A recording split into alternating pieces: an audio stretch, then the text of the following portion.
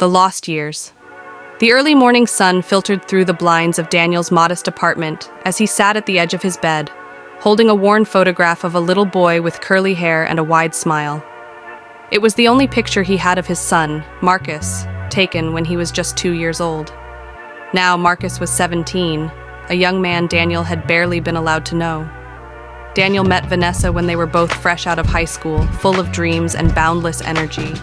Their love burned hot and fast, and soon Marcus was on the way. But the challenges of early parenthood, combined with financial struggles and clashing personalities, drove a wedge between them. Vanessa ended the relationship before Marcus's first birthday, citing irreconcilable differences. Despite Daniel's pleas to co-parent, Vanessa insisted he stay out of their lives. "I don't want Marcus growing up around your instability," Vanessa had said during one of their last conversations. Daniel remembered how those words stung. He wasn't perfect. He knew that.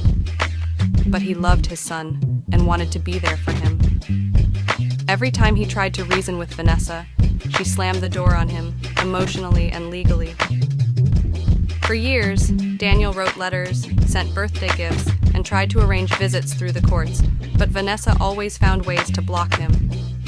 She moved frequently, changed phone numbers, and told Marcus that his father didn't care about him. The system, it seemed, was on her side. 17 years later, Daniel's phone buzzed with a text from an unfamiliar number. "We need to talk. Marcus wants to meet you." It was Vanessa. His heart leapt and sank all at once. He had dreamed of this moment for years, but it was tainted by the bitterness he felt toward her for keeping him away. Still, he agreed to meet them at a local park the next day. When Marcus arrived, Daniel could barely believe his eyes. He was taller than Daniel had imagined, with Vanessa's sharp cheekbones but Daniel's piercing eyes. The boy, or rather the young man, looked at him with a mix of curiosity and resentment. "I'm Marcus," he said flatly.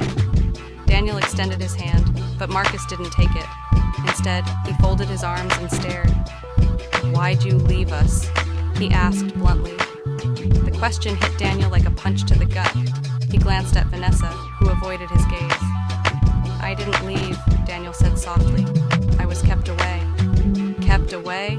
That's not what Mom said," Marcus shot back. "She told me you didn't care enough to stick around." "That's not true," Daniel said, his voice trembling. "I tried, Marcus. I wrote letters, sent gifts, even went to court. I fought for you, but your mom, she didn't make it easy for me to be in your life." Marcus looked at Vanessa, who shifted uncomfortably.